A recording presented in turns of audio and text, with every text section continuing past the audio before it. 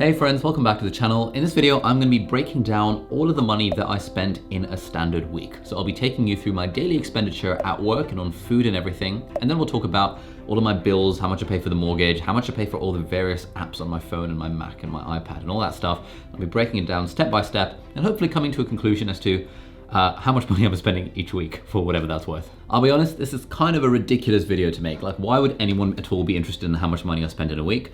But to be honest, over the last few months, I've actually watched a lot of other YouTubers break down their weekly expenditures. So I thought, if I enjoy sitting on my computer and watching other people talk about how much money they spend, maybe other people would like to do the same for me. Anyway, timestamps and stuff in the video description and in a pinned comment, so you can skip around to whichever bit of this video most interests you. But now, let's just get started.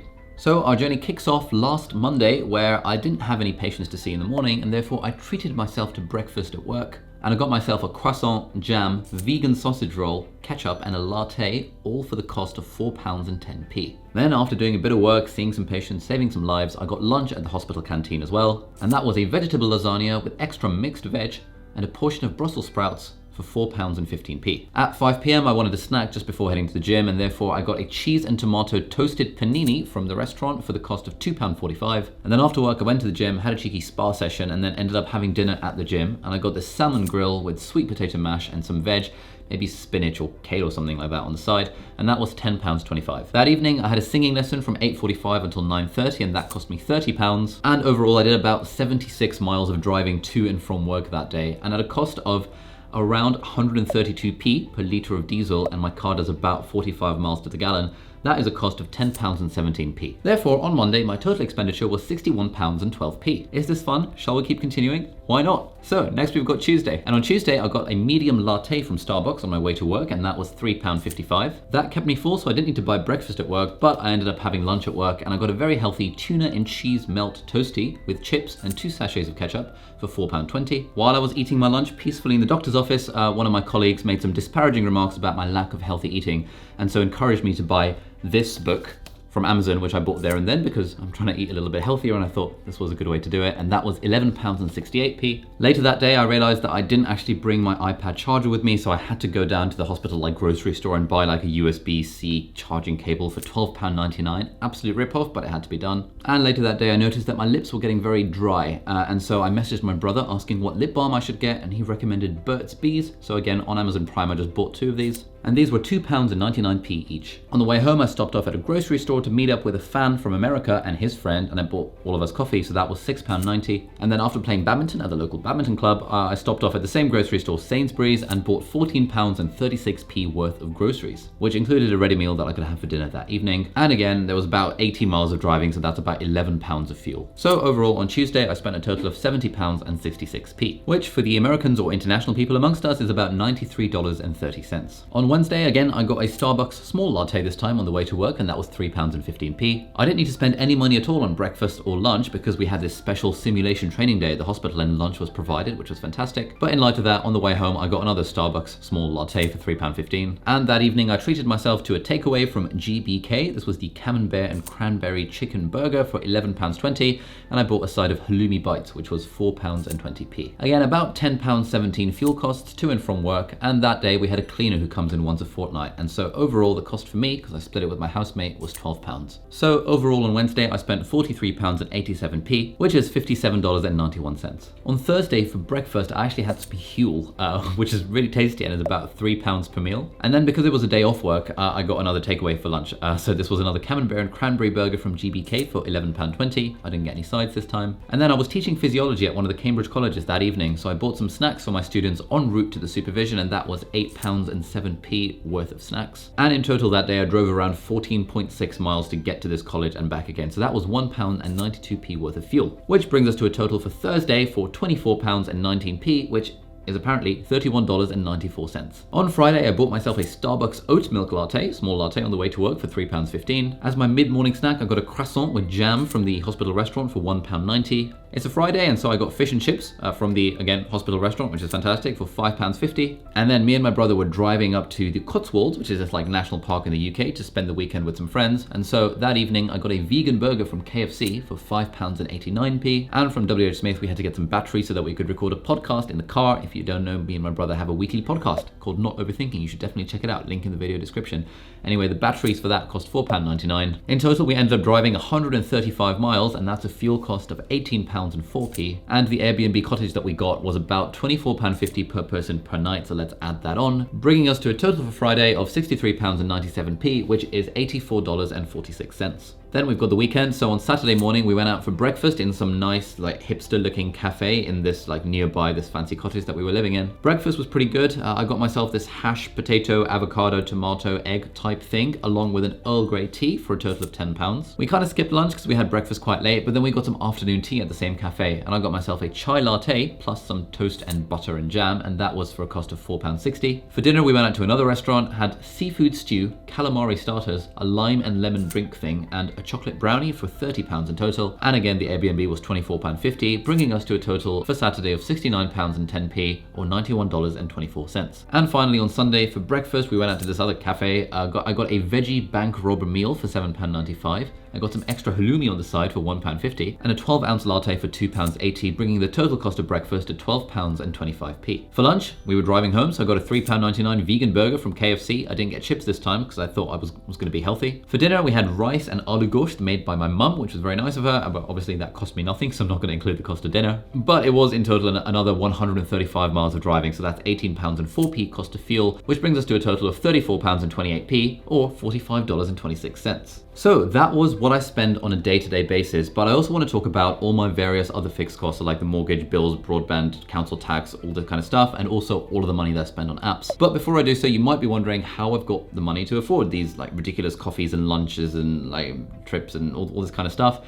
Honestly, the main reason for that is that apart from my full-time job as a doctor, I also have various different online businesses that I've been building since like the age of 15. So when I was in secondary school, when I was like 12 years old, I taught myself how to code, and I've been building websites and kind of tried to make businesses sort of ever since. And those, towards the later half of my life, ended up getting more successful than I thought, and that ended up making me a lot of money. And if you're interested in maybe learning that for yourself, one of the best sources I'd recommend for learning how to code is a fantastic website called Brilliant, who are kindly sponsoring this video. Brilliant is an amazing maths, science, and computer science learning educational platform. They've got online courses on all sorts of topics, and the nice thing about it is that it's not just videos that you're passively watching. They've also got loads of exercises and interactive bits of it and animations and all this cool stuff that helps you learn the concepts easier. And one branch of courses that I find really helpful are the computer science ones. So they've got a really good course on the fundamentals of computer science, like how algorithms work and how computers work and how coding like works from a first principles understanding of it. But then they've also got a fantastic course on Python, and Python is the world's most popular programming language. And by going through the Python course in Brilliant, you can actually learn Python to a pretty good standard, and you can do the interactive problems to help you apply your knowledge of Python to different scenarios.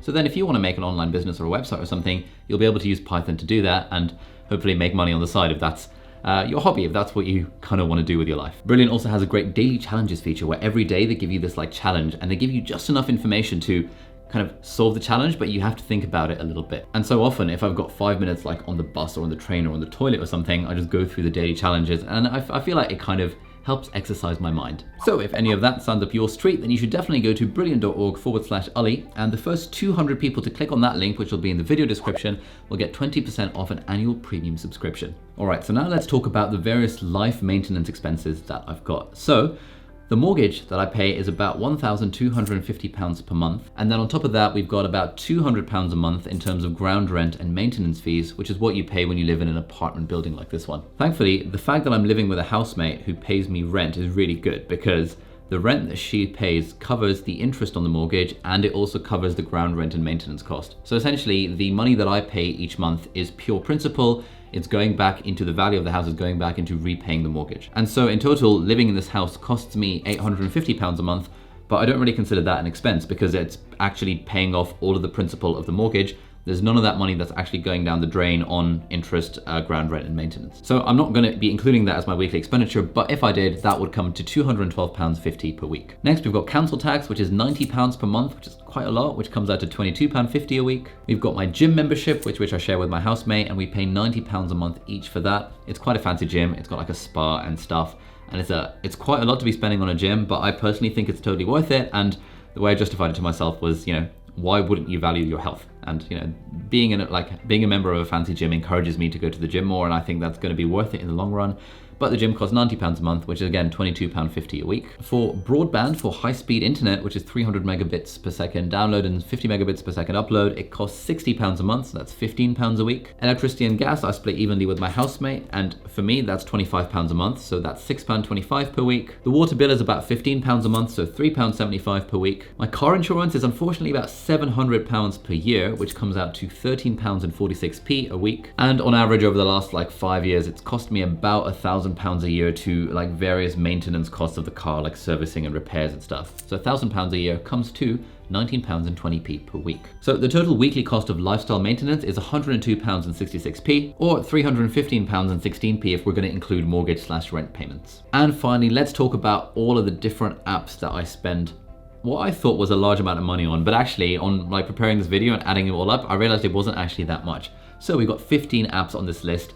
These are the ones that I can remember. I did a search on my computer. So firstly, we've got Day One, which is a journaling app that costs £22.49 a year, or 43p a week. We've got Tinder Gold, which is £41.99 per year, or 80p per week. We've got Ulysses, which is £35.99 a year, or 69p a week. We've got Drafts, which is £18.49 a year, or 35p a week. We've got Todoist, which is £35.99 a year, or 69p a week. We've got Castro Plus, which is what I use for podcasts, which is £17.99 a year, or 35p per week. Then we've got Instapaper, £22.99 a year, or 44p per week. We've got Bear, a note-taking app, £13.99 a year. That's not too bad, 27p a week. We've got Hinge Premium, which is £27.49 for every 6 months, which comes out to £1.05 per week. And we've got Medium, which is £45.99 a year, or 88p a week. Then we've got the ridiculously priced YouTube Premium membership, which is £15.99 a month, or £4 a week. And of course, Spotify for £9.99 a month, or £2.50 per week. Nearly there, we've got Evernote, which is £4.99 a month, and that's £1.25 a week. And of course, we've got Notion, which is one of my favorite productivity apps of all time, which is £4 a month, or £1 a week. Then we've got the Adobe Creative Cloud, which is $15.99 a month, or £4 per week, and it's totally worth it. And then we've got my subscriptions to Skillshare, Brilliant, CuriosityStream, and a few other services that I subscribe to, but I can feasibly get away with calling those business expenses, so I'm not really going to talk about them in this video. And so the total cost of apps is £18.70 per week. And so adding all of that up, my daily expenditure, fuel, coffee, food, takeaways, all that kind of stuff, comes out this week to £367.19. And so the total amount of money that I spent in this pretty standard week, I went on holiday to the Cotswolds for the weekend, but I probably would have spent just as much, if not more money, kind of going to and from London and eating out all those times. Anyway, in this very standard week of work and having the weekend off, in total I spent £488.50, which comes to $645. And if we're going to include the cost of mortgage or rent payments on top of that, then that's £701 a week, or $925 per week. Now, there's a few things in this that surprised me. Firstly, I was surprised at just how much it comes to in total. Even if we exclude the mortgage thing, £488.50 a week, that's basically £500 a week. And if there's 4 weeks in a month, it's about £2,000 a month that I'm spending just to survive with the sort of quality of life that I have. And the scary thing is that my post-tax income from being a doctor recently has been about £1,900 a month. And so I'm actually operating at a slight deficit. It turned out I was actually paying a slightly wrong amount of tax. I was paying slightly too much tax. And so now that that's corrected, I think I will just about break even, or possibly be able to save maybe £100 or £200, because I think overall my post-tax salary from being a doctor will be about £2,300, £2,200 a month. And I seem to be spending like £1,900 a month just on expenses, which is a little bit much. I kind of wanted that number to be significantly lower. But then I started thinking, what's the cost of that number being lower? Yes, I can save a lot of money by not buying coffee from Starbucks. I could save about £23 a week. Yeah, I think I spent £23 and 30p this week on buying tea and coffee out. But to be honest, I get a lot of pleasure, when you drive an hour to and from work, stopping off at Starbucks at the halfway point to get myself a small oat milk latte is one of the things in life that I really enjoy. I'm listening to podcasts or an audiobook on the drive to work, and I get my latte and then I sip it while I'm driving to work. It's just such a nice thing, and I wouldn't want to give that up for just £3. And I've read a lot of books about personal finance, seen a lot of videos about it, and I really like a guy called Ramit Sethi's approach to this. And his idea is that you don't need to cut out your lattes to save money, because if you make the big decisions good, like if you reduce the interest rate on your mortgage, or if you make more money, or if you get a pay rise, these are huge decisions that really contribute massively to your bottom line. Whereas cutting out a £3 latte here and there really doesn't actually contribute much, especially if that's the sort of thing that you enjoy. And I definitely do enjoy spending money on coffee, so I don't think I want to cut down on that. I think one area that I have identified literally as a result of making this video is that I spent a large amount of money on food at the hospital, and there's really no need for this. And that's partly why with this new Joe Wicks cookbook, as sold by one of the senior doctors I was working with, I really want to get into this whole like cooking stuff at home, doing meal prep, all that kind of stuff. But the way that I've justified it in the past has been that, look man, you know, I'm working, for example, I finished work at like 9 p.m. today. I left the house at 7 in the morning. I got home at like 9:30 p.m. And in the evening, I'm filming this video because I know this video needs to come out next week. And so I feel like in that context, I don't have time to cook for myself and clean up and stuff. And therefore I'm totally okay with spending £10 on a takeaway or £15 on a takeaway or £5 having dinner at work, because I know overall the total value that I'm gaining in my life by the fact that I can make YouTube videos in the evenings while not having to worry about food completely outweighs the £10-15 I'm spending on takeaway. So that's sort of how I've justified it to myself.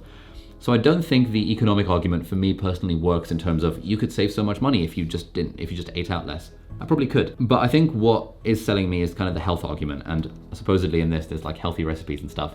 And I know intuitively and like intellectually and stuff that eating healthily is like obviously a good thing. And cooking for myself would obviously be a good thing. It's like an absolute no-brainer, but I just need to actually find a system by which I can do it in a very efficient way. And who knows, once I start cooking for myself productively and efficiently, then maybe I'll make some more videos about that, which might be fun. And the third kind of surprising insight for me was that I never really calculated how much money I spend on petrol, fuel, diesel. And it cost me like £11 a day just to get to work and back. And so on average at work, if I'm making £80 to £100 a day, like 11 of that pounds is going away on the fact that I have to get to work.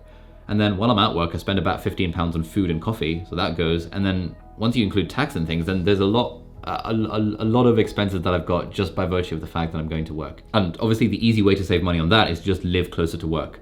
But I like the idea of living in Cambridge, and you know, this is my own place and I've got the setup and everything. So overall, I think it is worth it for me personally to spend that £11 a day and those 2 hours in the car kind of driving to and from work. But you know, it's not ideal. As far as like a long-term life plan goes, I'd definitely much rather be a lot closer to work. So I think that's kind of the end of this video. I've rambled on a lot. I hope you found that vaguely interesting. If you're at this point, I can't imagine anyone's gonna be watching to the end of this video, like watching me ramble on about my daily and weekly expenses. But I wanna make more videos about personal finance. And I think it's a really important topic. I've read a lot about it. I've seen a lot of videos about it. Things like investing and compound interest and how mortgages work and how you get a mortgage and how to save, how to budget, even though I don't do that very well. I'm more of a fan of the, you know, like if you care about personal finance, then it's a lot easier. It's a lot more effective, I think, to just earn more money by doing other things rather than to cut down on these little expenses. But hey, maybe I'll make some more videos on that. So thank you very much for watching. Hope you have a lovely evening, lovely day, wherever you are. If you like the video, please give it a thumbs up. If you like this video, you might like to check out some other videos. There's a video over there that I'll link there somewhere about answering some assumptions where I talk a lot more about money and how I've made money and how I feel about money if you're into that sort of stuff. Thanks for watching, and I'll see you in the next video, hopefully. Bye-bye.